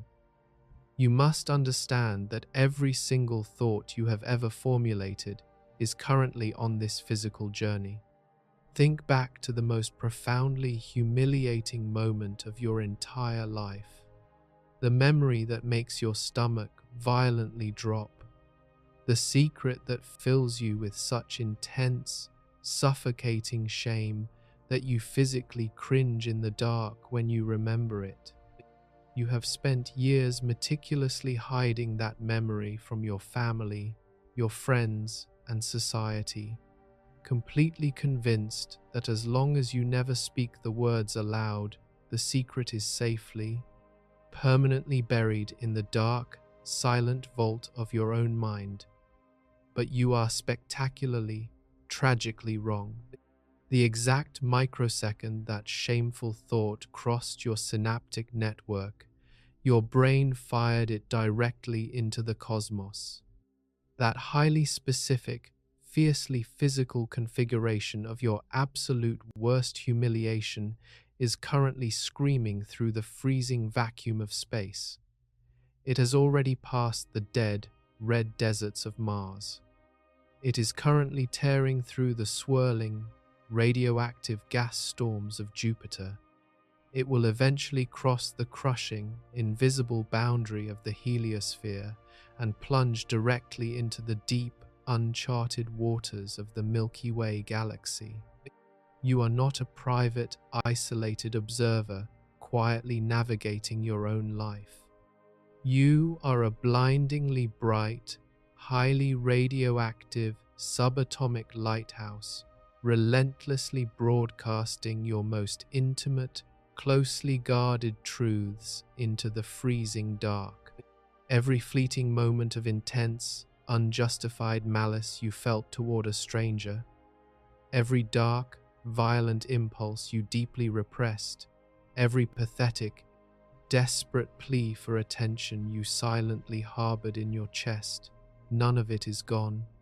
It is all physically out there, perfectly preserved in the crystalline mathematical structure of the quantum wave function, expanding outward in a terrifying, continuous documentary of your most private biological failures, long after your physical body has withered and died, long after the heavy wooden casket has rotted into the damp earth, and long after the very sun itself has violently expanded and consumed the earth in a blinding flash of stellar fire, the physical, subatomic echo of your consciousness will still be traveling. Your shame, your secrets, and your deepest fears will effortlessly outlive the solar system. They will silently coast through the heavily irradiated, hyperdense plasma of the galactic arms for millions, perhaps billions of years, a permanent, indestructible ghost permanently etched into the fundamental fabric of reality.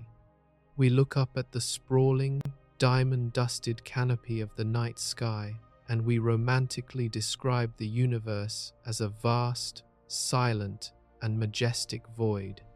We take immense psychological comfort in the idea of a cold, apathetic cosmos that is completely indifferent to our microscopic, biological struggles. But through the horrifying lens of quantum tunneling, the universe is absolutely not empty, and it is most certainly not silent. It is heavily, densely saturated with the deafening, eternal echoes of human consciousness. The empty space between the stars is violently churning with the overlapping, chaotic, subatomic radiation of billions of human minds, a massive, invisible ocean of tunneled thoughts completely overlapping and crashing into one another. We are blindly screaming our most private, shameful truths into a cold cosmos that meticulously, perfectly records every single subatomic vibration. The concept of a Panopticon was originally designed as the ultimate, inescapable prison, a circular structure where the inmates could be watched by a central observer at any given moment. forcing them to constantly police their own behavior under the terrifying assumption of absolute, continuous surveillance. But the quantum universe is a panopticon infinitely more terrifying than anything human architecture could ever conceive, because there is no central guard, and there is absolutely no place to hide. The walls of your skull are made of transparent, highly porous glass. The physical environment around you offers zero shielding. The cosmos itself acts as the ultimate, inescapable surveillance state, passively and perfectly recording the raw, unfiltered data of your actual, unvarnished soul. You have absolute zero privacy. The deepest, darkest corners of your internal monologue are entirely public domain, violently broadcasted across the sprawling, indifferent void of interstellar space. The profound existential dread of this absolute exposure is completely paralyzing. It forces you to violently reevaluate the very nature of your own identity. If your mind is constantly bleeding into the universe, if your most closely guarded secrets are currently traveling at the speed of light toward the Andromeda galaxy, then the concept of an isolated, individual self completely disintegrates. You are laid completely bare, stripped of every single psychological defense mechanism, every polite social mask, and every comforting lie you have ever told yourself. You are walking completely naked through a universe that possesses the absolute mathematical capacity to see every single terrifying flaw, every single moment of weakness, and every single dark intention you have ever generated. The permanent echo of your consciousness guarantees that you can never truly hide, you can never truly be forgotten, and you can never, ever take back a single, deeply shameful thought.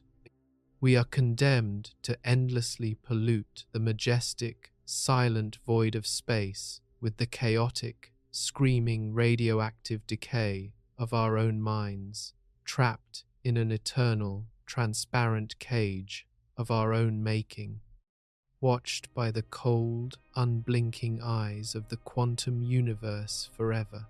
We have reached the absolute, undeniable end of our descent into the terrifying, invisible architecture of the human mind, and the reality we are left standing in is profoundly, irreversibly altered. Throughout this journey, we have systematically dismantled the most deeply cherished, biologically hardwired illusion that humanity has ever constructed to preserve its fragile sanity, the absolute sanctity of the private mind. From the exact moment we first gain conscious awareness, we desperately cultivate the belief that we are solitary, sovereign entities residing within the impenetrable, bone-walled castles of our own skulls. We believe that our internal monologue is a sacred, silent sanctuary, a secure vault where we can safely lock away our most humiliating failures, our darkest, most violent impulses, and our most crippling, paralyzing fears. We navigate the chaotic, unpredictable physical world wrapped in a heavy, comforting blanket of assumed isolation, absolutely convinced that as long as we never speak our secrets aloud, they belong entirely and exclusively to us. But the cold, unyielding, and empirical mathematics of quantum mechanics have violently, mercilessly torn that comforting blanket to shreds. We have exposed the horrifying, mechanical truth operating just beneath the surface of your subjective perception. Your biological armor is a spectacular, evolutionary lie. The human skull is absolutely not a fortress. It is a fragile, completely transparent cage of glass, helplessly suspended in a deafening universe that is overflowing with penetrating subatomic radiation. You must now completely surrender the concept of mental privacy. The boundaries you thought protected you, the thick bone of your cranium, the heavy walls of your home, the vast empty distances of physical space are entirely illusory, completely porous to the microscopic, radioactive machinery of the cosmos. Your mind is an open door, permanently, violently unhinged by the bizarre, reality-breaking mechanics of quantum tunneling. Every single time your Wetware reactor surges with intense emotion, every time you formulate a deeply guarded thought, billions of heavily encoded electrons effortlessly phase through your biological shields and bleed directly into the physical environment. And just as you are relentlessly broadcasting your most intimate truths into the void, you are simultaneously passively absorbing the deafening, chaotic radiation of every single mind that surrounds you. You are a completely naked, highly vulnerable biological receiver, constantly bombarded by the stray nightmares of sleeping strangers, the lingering, trapped trauma of haunted architecture, and the weaponized, concentrated malice of the people who silently wish you harm. There is absolutely no firewall. There is no off switch. You are permanently, inextricably tethered to a massive, invisible, and highly unstable subatomic network of human consciousness, forced to endlessly inhale the radioactive decay of the collective hive mind. The profound existential dread of this absolute exposure is completely paralyzing because it threatens the very foundation of what you consider to be yourself. If your mind is constantly bleeding into the universe, and the minds of thousands of strangers are continuously, aggressively bleeding into you, then the rigid boundary of your individual identity completely disintegrates. How can you ever be truly certain that the sudden, dark impulse that crosses your mind is actually your own?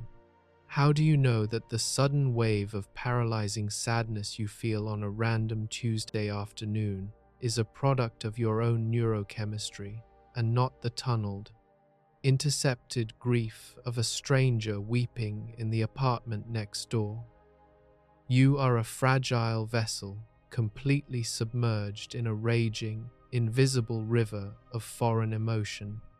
Your thoughts, your fears, and your desires are hopelessly contaminated by the radioactive quantum fallout of the surrounding world. You are constantly forced to process, carry, and physically suffer the emotional weight of people you have never even met, your own personality blurring into the deafening static of the crowd. When you fully internalize the terrifying physics of the leaky mind, the concept of a safe sanctuary completely shatters into a million irreparable pieces. You realize that you can never truly hide, you can never truly be alone, and you can never, ever keep a secret. The very fabric of your identity is constantly, involuntarily bleeding outward, irreversibly contaminating the physical space you occupy.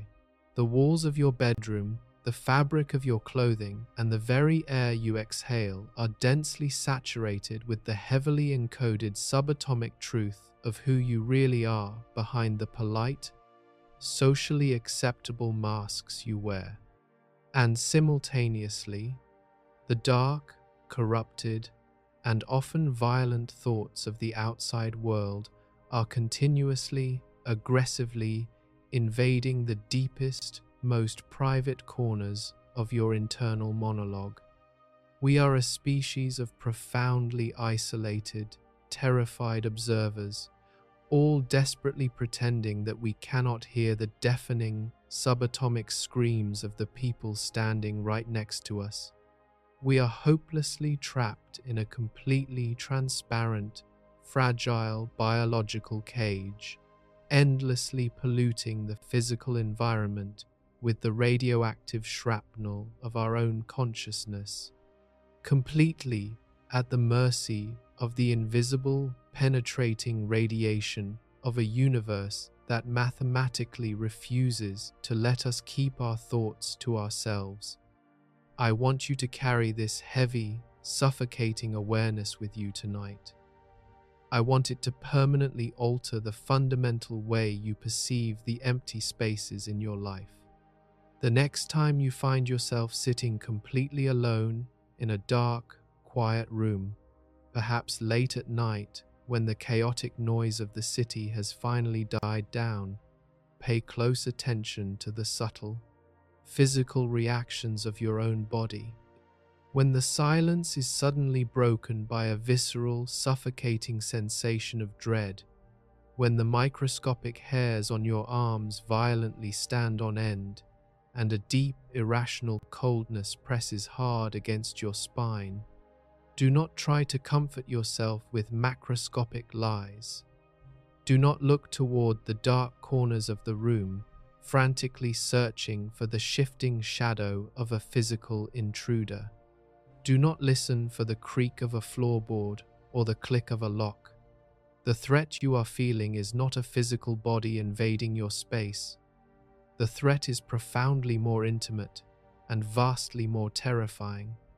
Look inward.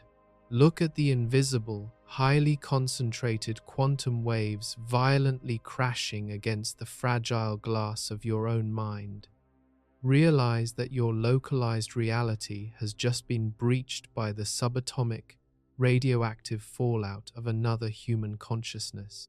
You are physically intercepting a stray nightmare, a burst of weaponized malice, or the lingering trapped echo of an ancient trauma. You are feeling the exact physical weight of an intention that has tunneled through the absolute fabric of space just to violently strike your fragile neurological receptors. The room is not empty. The air is thick with the deafening, invisible static of the subatomic hive mind, and you are completely, terrifyingly exposed to the storm. We are left to navigate a world where the most profound, intimate aspects of our humanity are stripped of all protection, laid bare before the cold, unyielding, and apathetic mechanics of the quantum universe.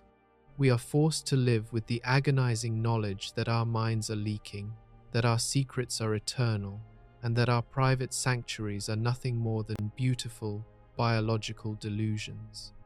We must walk through the physical world as hypersensitive antennas, constantly bracing for the next invisible, subatomic impact, forever haunted by the deafening roar of a completely interconnected cosmos.